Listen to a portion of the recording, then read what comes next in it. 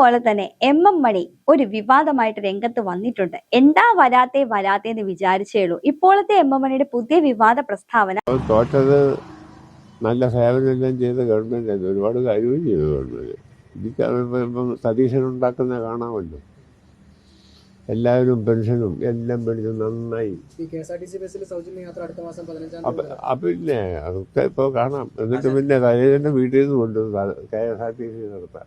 KSRTCയില് എല്ലാവർക്കും, അതായത് സ്ത്രീകളായ എല്ലാവർക്കും സൗജന്യ യാത്ര കൊടുക്കുമെന്ന് ഇലക്ഷന്റെ ഒരു പ്രചരണമായിട്ട് പറഞ്ഞിട്ടുണ്ടായിരുന്നു. ഇന്ദിരാ ഗ്യാരണ്ടി എന്നാണല്ലോ അതിനെ പറയുന്നത്.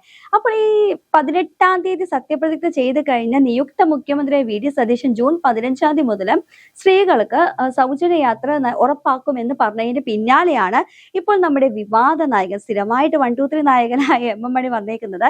സതീശൻ വീട്ടിൽ നിന്ന് കൊണ്ടുവരും KSRTC നടത്താൻ എന്നാണ് പറഞ്ഞിരിക്കുന്നത്. ഇതിനൊരു തിരിച്ച് ഒരു മറുപടി എന്ന പോലെ സന്ദീപ് വാര്യർ പറഞ്ഞിട്ടുണ്ട്. 10 വർഷം ഭരിച്ചു മുടിച്ചിട്ടാണ് ഇറങ്ങി പോയതെന്നും ഖജനാവിൽ നയാ പൈസ ഇല്ലെന്നുമുള്ള കോൺഫിഡൻസ് ആണ് മണിയാശാനെ കൊണ്ട് ഇതൊക്കെ പറയിക്കുന്നതെന്ന്. സത്യത്തിൽ ഖജനാവിൽ പൂച്ചപെറ്റ് കിടക്കുകയാണെന്നാണ് ഇപ്പോഴത്തെ നിയുക്ത മുഖ്യമന്ത്രിയായ VD സതീശൻ അന്ന് പ്രതിപക്ഷ നേതാവായപ്പോൾ പറഞ്ഞത്. കാരണം അന്നത്തെ സർക്കാരിന്റെ ദൂർത്തടി എന്തുകൊണ്ടും നമുക്കറിയാവുന്നതാണ്. എന്ത് തൊട്ടേനും പിടിച്ചതിനും ഒക്കെ ഭയങ്കര ദൂർത്താണ്. എന്നാൽ ആവശ്യമുള്ള കാര്യങ്ങൾക്കാണെങ്കിലോ പൈസ ഇല്ലാതായിരുന്നു. ആ പൈസ ഇല്ലാന്ന് പറഞ്ഞ അവസ്ഥ തന്നെയാണ്. ഇനി മണിയാശനെ പറ്റി 2 വാക്ക് പറയാം. ഈ തദ്ദേശ സ്വയംഭരണ തെരഞ്ഞെടുപ്പിൽ റിസൾട്ട് വന്നതിന്റെ അന്ന് തന്നെ പത്രപ്രവർത്തകരെ കണ്ടിട്ട് പിറപ്പ് പണി കാണിച്ചു എന്ന് പറഞ്ഞ ടീമാണ് ഈ മണിയാശൻ.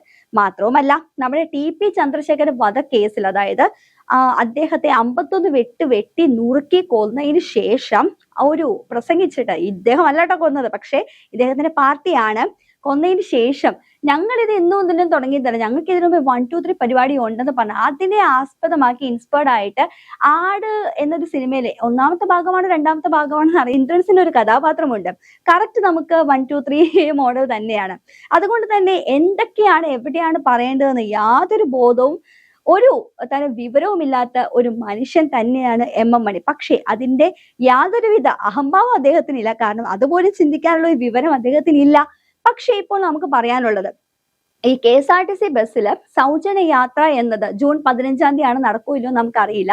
ഉറപ്പ് നൽകിയിട്ടുണ്ട്. ഇപ്പോൾ കേൾക്കുന്ന ഒരു അഭ്യൂഹമുണ്ട്, എല്ലാ ബസ്സുകളിലും ഈ ഒരു സൗജന്യ യാത്ര കൊടുക്കുകയില്ല, അതായത് ലിമിറ്റഡ് ആയിട്ടുള്ള എന്തൊക്കെയോ പ്രോസസ്സ് വെച്ചിട്ടുള്ള കാര്യങ്ങൾക്കാണ് കൊടുക്കുള്ളൂ എന്നൊക്കെ പറയുന്നുണ്ട്. പക്ഷേ അങ്ങനെ ഒരു കൊടുക്കലാണ് ഇവർ ഉദ്ദേശിക്കുന്നതെങ്കിൽ അടുത്തതായിട്ട് ഒരു കലാപം എന്ന രീതിയിൽ തന്നെ പൊട്ടിപ്പുറപ്പെടും. കാരണം ഇന്ദിരാ ഗ്യാരണ്ടി എന്നൊരു പദ്ധതിയിൽ തുടക്കത്തിലേ പറഞ്ഞിരിക്കുന്ന ഒരു കാര്യം മാത്രമാണ്, സ്ത്രീകൾക്ക്, അതായത് പ്രായഭേദമന്യേ സ്ത്രീയാണോ നിങ്ങൾക്ക് സൗജന്യ യാത്ര ഉറപ്പാണ്.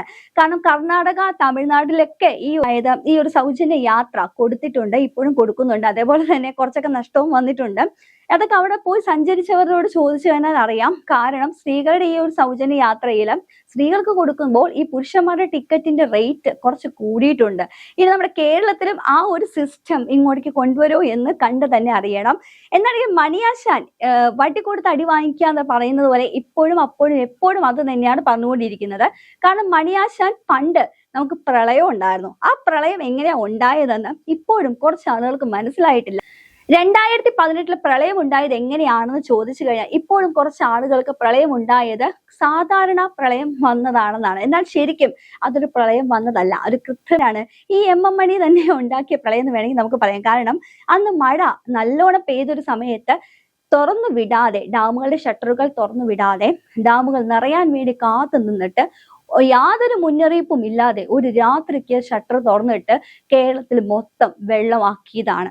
അതാണ് പ്രളയം എന്ന് പറയുന്നത്.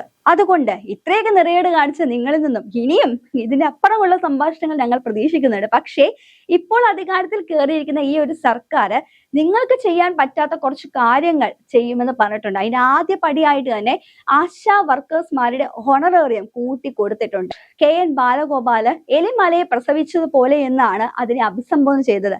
അതിന് മറുപടിയായിട്ട് ആശാ വർക്കേഴ്സിന്റെ സമര നായിക തന്നെ തിരിച്ച് മറുപടി കൊടുത്തിട്ടുണ്ട്. എലിയും പ്രസവമൊക്കെ അങ്ങ് വീട്ടിൽ പോയി പ്രസവിച്ചാൽ മതി എന്നാണ് മറുപടി കൊടുത്തിരിക്കുന്നത്. കാരണം അവരുടെ ഒരു അമർഷമാണ്. അവരെ തെരുവിലേക്ക് ഇറക്കി 266 ദിവസം അവരെ തെരുവിലേക്ക് ഇറക്കി വിട്ടത് മണിയുടെ സർക്കാരാണ്, അല്ലാതെ വേറെ ആരുമല്ല. പാർട്ടീനെ പലപ്പോഴും മണി വെട്ടിലാക്കുകയാണ് ചെയ്തിരിക്കുന്നത്. കാരണം വാക്കുകൾ കൊണ്ടാണെങ്കിലും മണിയുടെ വാക്കാണ്, അതായത് നാവാണ് മണിയുടെ ഏറ്റവും വലിയ പ്രശ്നം.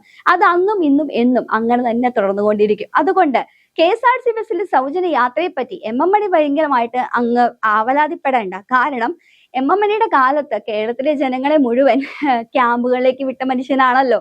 അപ്പോൾ ഇല്ലാത്ത വേവലാതി ഇപ്പോൾ വേണ്ട. എന്നിട്ട് സർക്കാർ ഒരു രക്ഷകനായി എന്ന് പറഞ്ഞ് കരുതിക്കൂട്ടി കെട്ടിച്ചമച്ച് മനഃപൂർവ്വം ഈ സിനിമകളിലൊക്കെ കാണുന്ന പോലെ രക്ഷകൻ ജനനായകൻ എന്നൊരു റോള് കൊടുക്കുന്ന പോലെയാണ് MM മണി ശരിക്കും ചെയ്ത് കാട്ടിക്കൂട്ടിയത്. പക്ഷേ അത് വിശ്വസിക്കാത്ത നിങ്ങളെ പോലുള്ള കുറച്ച് അന്തം കമ്മികൾ മാത്രമാണ് അത് വിശ്വസിക്കാത്തത്. അതുകൊണ്ട് തന്നെ MM മണി എപ്പോഴൊക്കെ നാവ് തുറക്കുന്നു അപ്പോഴൊക്കെ വിവാദ നായകനാണ്. അതുകൊണ്ട് തന്നെ ദയവ് ചെയ്ത് ഇപ്പോഴത്തെ കേരളത്തിലെ ജനത നിങ്ങളെ വെറും കോമാളിയായിട്ടാണ് കാണുന്നത്. കാരണം നിങ്ങളുടെ ആ ഒരു സാഹിത്യ ഭാഷയാണെങ്കിലും പക്ഷെ മറ്റുള്ളവർക്ക് അത് സാഹിത്യ ഭാഷയായിട്ട് യാതൊരു ഫീലും ചെയ്യുന്നില്ല. അതുകൊണ്ട് തന്നെ സന്ദീപ് വാര്യർ പറഞ്ഞ അതേ മറുപടി തന്നെയാണ്. നിങ്ങളുടെ ഒരു കോൺഫിഡൻസ് വെച്ചാൽ 4000 കോടി രൂപ ഖജനാവിൽ ഉണ്ടെന്നാണ് പറയുന്നത്. ആ 4000 കോടി രൂപ ഒരു സംസ്ഥാനത്തിന് അത്ര വലിയ തുകയാണോ? അല്ല എന്ന് ഇനിയുള്ള നമ്മുടെ മന്ത്രിസഭ തീരുമാനിക്കും. കാരണം അവർ നഷ്ടത്തിലാണോ അതോ പൂച്ച പെറ്റ് കിടക്കുകയാണോ ഇനി എന്ത് ചെയ്യുന്നുള്ളത്. കാരണം നിങ്ങൾ അവരെ ചലഞ്ച് ചെയ്തിട്ടാണ് പോയേക്കുന്നത്. കാരണം പാഠപുസ്തകം യഥാവിധം അച്ചടിച്ചിട്ടില്ല. ഈ ഒരു പാഠപുസ്തകം അവർക്ക് കിട്ടുകയിൽ 45 ദിവസം കഴിഞ്ഞിട്ടേ കുട്ടികൾക്ക് 6, 7, 8 ക്ലാസ്സുകളിലെ കുട്ടികൾക്ക് പാഠപുസ്തകം കിട്ടുള്ളൂ. അപ്പോൾ ഇരിക്കട്ടെ ഒരു പണി എന്ന് വെച്ചിട്ടാണ് തന്നെയാണ് CPM സർക്കാർ ഇവിടെ നിന്ന് ഇറങ്ങി പോയിരിക്കുന്നത്. അതുകൊണ്ട് തന്നെ എന്തുകൊണ്ടും ഒരു ചലഞ്ചിങ് ആയിട്ടുള്ള ദിവസങ്ങൾ തന്നെയാണ് VD സതീശന്റെ നേതൃത്വത്തിലുള്ള ഈ ഒരു മന്ത്രിസഭയ്ക്ക് നേരിടാനുള്ള ഒട്ടേറെ പല വിഷയങ്ങളുണ്ട്.